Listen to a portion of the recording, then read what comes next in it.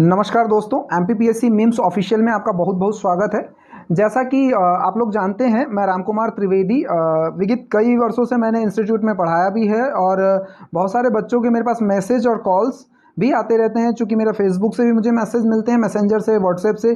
कई सारे बच्चों का एक सवाल जो बहुत दिनों से चला आ रहा है कि क्या कोविड, लॉकडाउन और हमारी एमपीपीएससी, ये जो तीन सिचुएशन कंटिन्यूस चलती आ रही हैं, चाहे वो 11 अप्रैल की बात करें, चाहे वो 20 जून की बात करें या अपकमिंग 25 जुलाई की बात करें, तो एक बहुत ही बड़ा डाउट बनता जा रहा है बच्चों के मन में कि तैयारी किस प्रकार की जाए during Covid situations. Because of that, क्या हम इंदौर आकर पढ़ें कि क्या हम घर पर पढ़ें?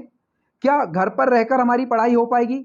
क्या ऑनलाइन पढ़ाई ज़्यादा बेटर रहेगी या ऑनलाइन पढ़ाई हमें डिस्टर्ब और कंफ्यूज करेगी? क्या ऑनलाइन मिलने वाला मटेरियल जो प्लेटफॉर्म है, चाहे आपका वो बोल सकते हैं हम फेसबुक पेज पर हो या टेलीग्राम पर हो या यूट्यूब के माध्यम से किसी पीडीएफ के बारे में कोई लिंक बता दी गई हो या आपने कहीं से और भी उसे डाउनलोड कर लिया हो, या करेंट्स के इश्यूज हो या जो सिलेबस में परिवर्तन हुआ है, चाहे वो अमूलचूल परिवर्तन हुआ हो जिसको आप देख रहे हैं, एक्चुअल में वाइफर्केशन है। तो इस प्रकार के बहुत सारे डाउट्स हैं जो एमपीपीएससी मिम्स प्लेटफॉर्म के माध्यम से, क्योंकि ये बहुत ज़्यादा तक रीच होता है, बहुत सारे बच्चे इसे देखते हैं और समझते भी हैं, और यहाँ पर जो जानकारी मिलती है, चूंकि इस पर लिखा हुआ एक शब्द ऑफिशियल, तो ऑफिशियल जानकारी यहाँ पर मिल भी जाती है। That's very good platform. और मैं ये चाहूँगा कि इस प्लेटफॉर्म के माध्यम से आप लोगों को बहुत अच्छी चीज़ें, जो कॉमन क्वेश्चन हैं उनके बारे में हम डिस्कस करें। तो 20 जून दी गई हमें प्री निकालने के लिए कि हम 20 जून को प्री की तैयारी कर रहे हैं और प्री का पेपर दे रहे हैं।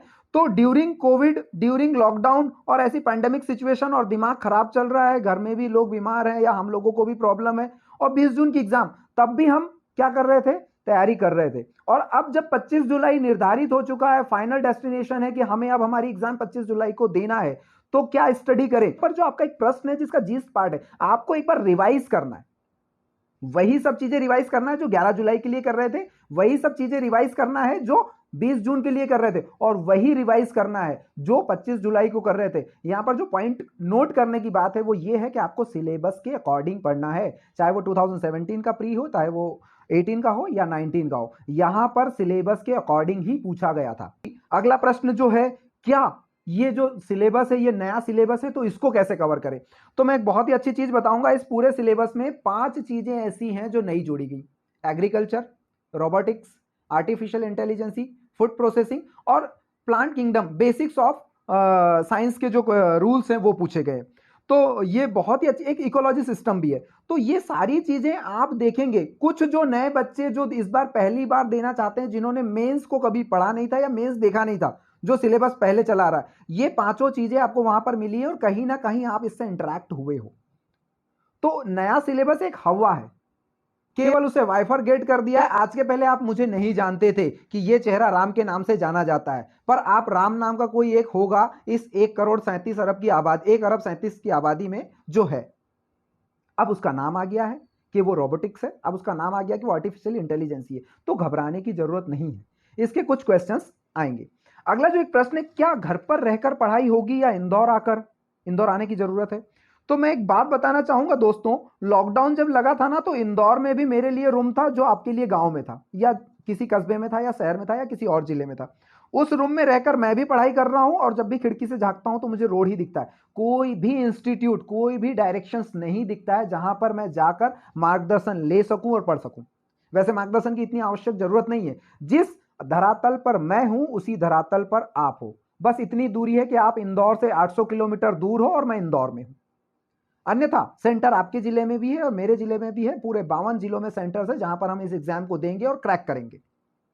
तो इंदौर आने की जरूरत नहीं है।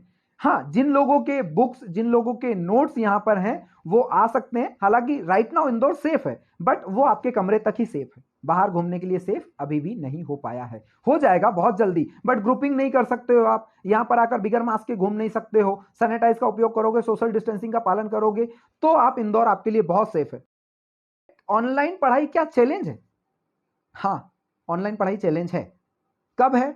जब आपको टीचर क्या पढ़ा रहा है ये पता नहीं है, तब जब आपका टीचर का वे ऑफ टीचिंग पता नहीं है कि वो क्या पढ़ाना चाह रहा है, तब जब आप बहुत ज्यादा कंफ्यूज हो रहे हो और आपका जो स्टडी रूल या टाइम टेबल और एक सेटअप बना हुआ था वो डिस्टर्ब हो रहा है, तब ये पढ़ाई आपके लिए बहुत ज़्यादा डिफिकल्ट और चैलेंज हो जाएगी। ऑनलाइन स्टडी जो लोग भी कर रहे हैं, तो मेरा बस इतना ही कहना है, ऑनलाइन स्टडी में भी वही सिलेबस बताया जा रहा है जो आपके पास रिटर्न फॉर्म में है, वही किताबों से पढ़ाया जा रहा है जो आपके पास रिटर्न फॉर्म में। ऑनलाइन प्लेटफॉर्म पर आपको, जैसे मैंने बोला कि टेलीग्राम है, फेसबुक है, यूट्यूब पे कोई लिंक बताई गई है या और कहीं से सर्च करते हो, तो मेरा बस इतना ही कहना है कि जो सिलेबस पीएससी के द्वारा दिया गया है, एक पर्टिकुलर कोचिंग के नोट्स होते हैं, एक पर्टिकुलर राइटर्स की बुक होती है, जैसा कि विश्वविख्यात लक्ष्मीकांत है, और भी बुक्स हैं, history, polity, geography, science, economy, और जो भी सिलेबस जुड़ा हुआ है उसके नोट्स हैं, एक पर्टिकुलर नोट्स, और उन नोट्सों के माध्यम से या उस आधार पर बनाए गए आपके नोट्स,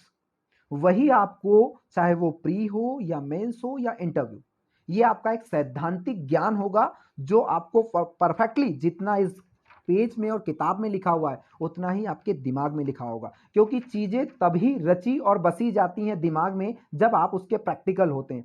ऑनलाइन पढ़ाने वाला प्रैक्टिकल होगा, बट आप तो कौन है? व्यूअर्स हैं।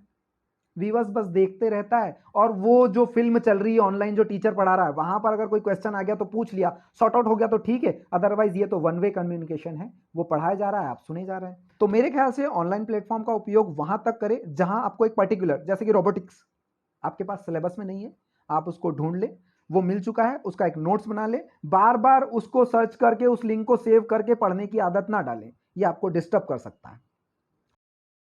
नया सिलेबस है सर, तो नए सिलेबस के अकॉर्डिंग किस प्रकार से तैयारी की जाए?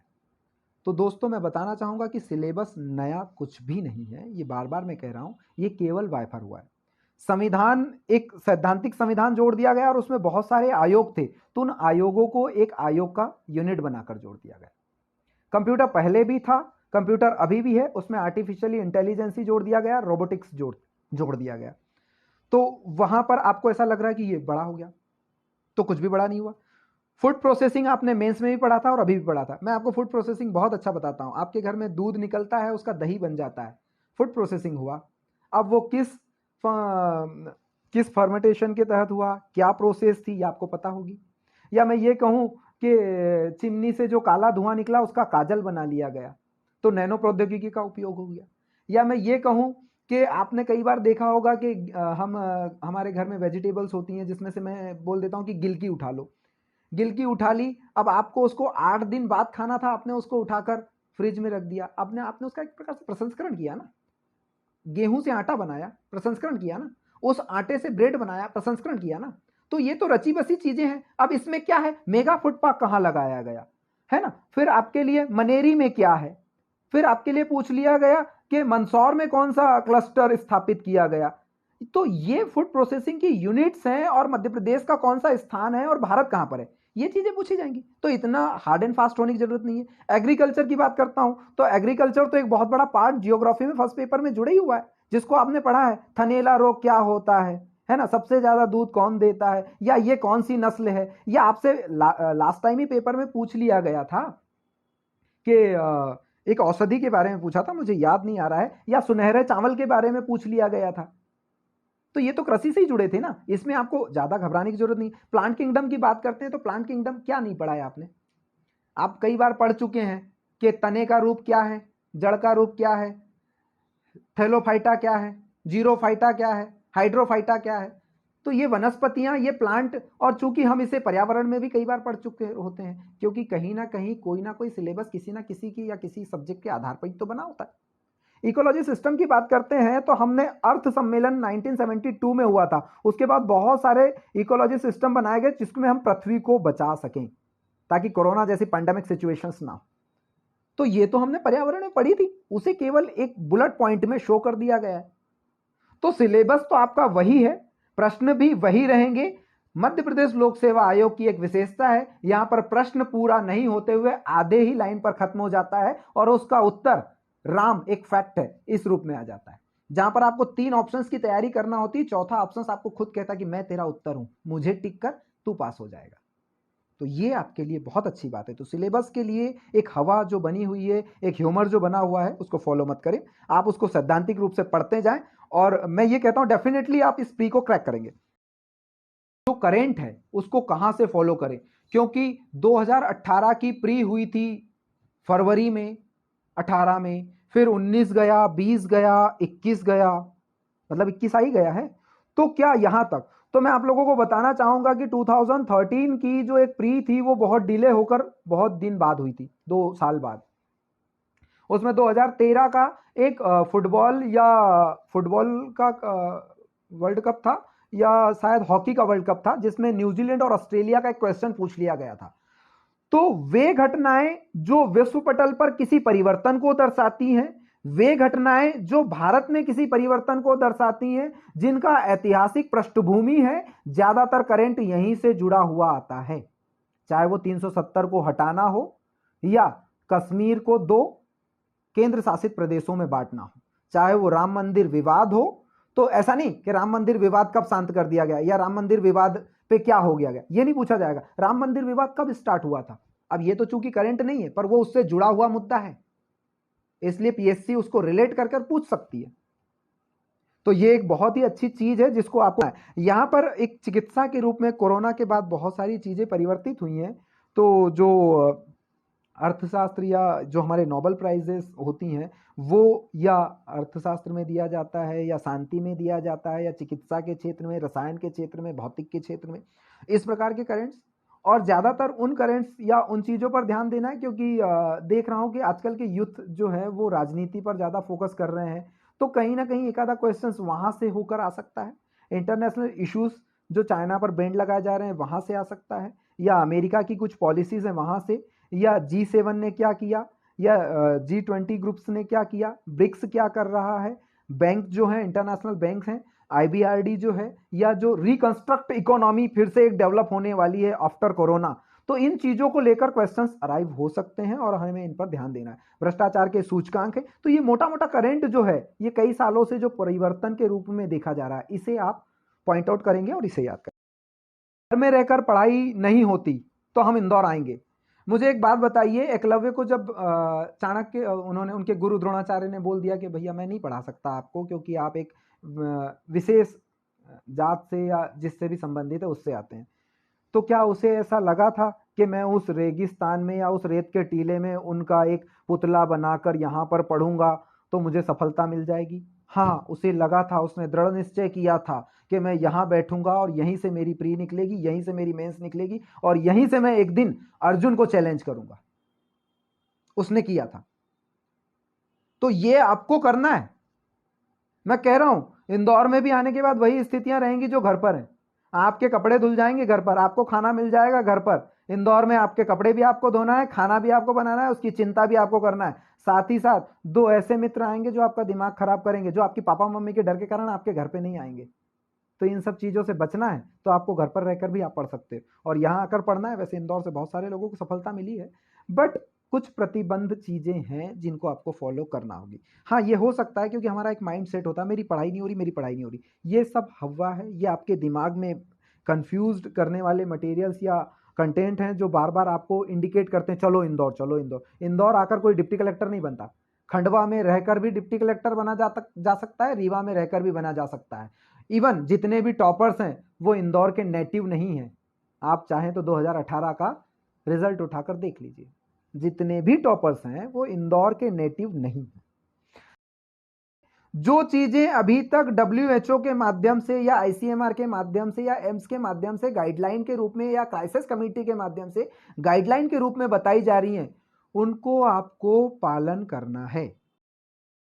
ये बहुत ही अच्छा प्लेटफॉर्म है, यहाँ पर जो जानकारियाँ मिलती हैं बहुत अच्छी मिलती हैं। कुछ बार ऐसा होता है हम इस प्लेटफॉर्म के माध्यम से आप लोग कभी कभी रिजल्ट्स को लेकर, कभी कभी आप किसी सूचना को लेकर बहुत ज़्यादा व्यथित हो जाते हैं।